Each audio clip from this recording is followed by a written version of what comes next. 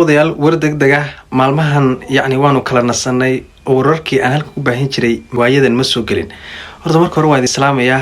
waxaa jiray in dalka Turkiga xogahooda inta badan aanu ka hadalno anagoo markaas siyaabo kala duwan uga hadalna. Haddaba daawadayaal xogihii ugu dambeeyay ayaa waxay tibaaxayaan inkastoo wararkii dhulgariirku ay ugu kin dambeysay haddana xalitoole magaalada Kayseri lagu magacaabo ayaa waxaa ka dhacay dhulgariir qiyaastiisa markaas lagu qiyaasay 4.8 waxaana la sheegay in xogay uu yara dadka markaas dhaqaaqajiyay ama se guryaha oo kale iyo wax la mid ah dadkuna ay markaas cabsi xoog leh dareemeen inkastoo hay'adda masiibooyinka dalkani Turkiga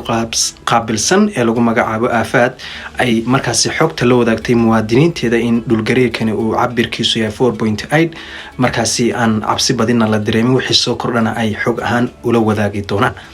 balse daawadayaal guud ahaan dalka Turkiga iyo sidoo kale koonfurta marka laga hadlayo dhulgariirka dalkani Turkiga guud ahaan ruuxay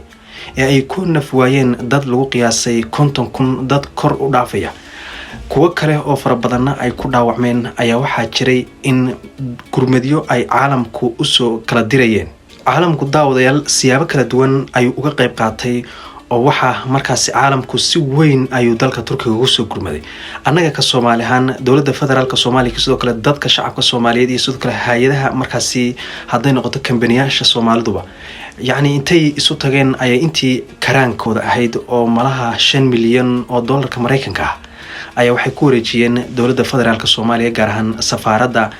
ay dawladda dalka Turkiga ku leedahay dalka Soomaaliya sidaas ayaana dawladda dalka Turkiga gaar ahaan walaalaha nahay lacagtaasi lagu wareejiyay. dhanka kale daawadayaal arintaasi halkaas ay ku egtahay waxaa jira in dalka Turkiga doorashooyinkii markaas madaxweynaha dalka Turkiga uu ku dhawaaqay oo sheegay in doorashadu xilligii loogu talagalay oo bisha May ah ay dhacayso. waxaa jira in dadyo fara badan ay walwal ka qabaan soo laabashada madaxweynaha dalka Turkiga oo dad fara badan ay leeyihiin madaxweynaha waxa laga yaabaa in doorashada laga guuleysto. balse daawadayaal doorashadu aad iyo aad u adag waxaa la sheegay inay noqon doonto doorashada ugu adag markaas ay ku kala bixi doonaan madaxweynaha dalka Turkiga ee waqtigan xaadirkan jooga mudane Recep Tayyip Erdogan iyo sidoo kale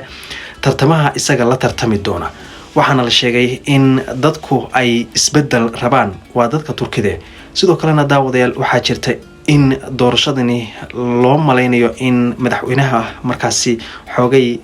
hay marka daawadayaal akhbaaraadka markaas doorashaduna waa sidaas dalka Turkiga Soomaali fara badan oo bila sharci ahaydna dawladda dalka Turkiga way ku dhagtay oo waxay ka dejisay qaybo badan dalalkoodii oo anaga qura ma aha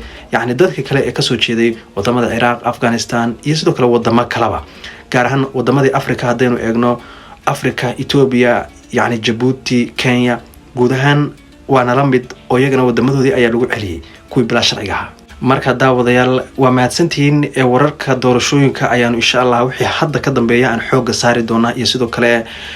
galaangalka iyo warbaahinada caalamka ayaa si weyn u falanqeynaya madaxweynaha dalka Turkiga Recep Tayyip Erdogan iyo sidoo kale markaas musharaxa in kaleba in doorashadani ay tahay doorasho adag marka daawadayaal Soomaali Maxamed waa idin salaamaya. intaasi ayaa markaas dalka Turkiga ka soo kordhay dhulgariirada sidoo kale wax kasta oo markaas masiiba markaas Ilaahay haynaga wada nabadgeliyo.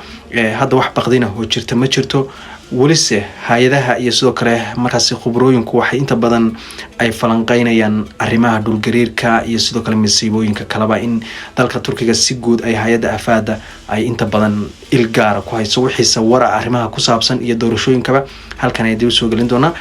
fadlan muuqaalkan si share gareeya aniguna waxaan ahay Cabduul Nadaara.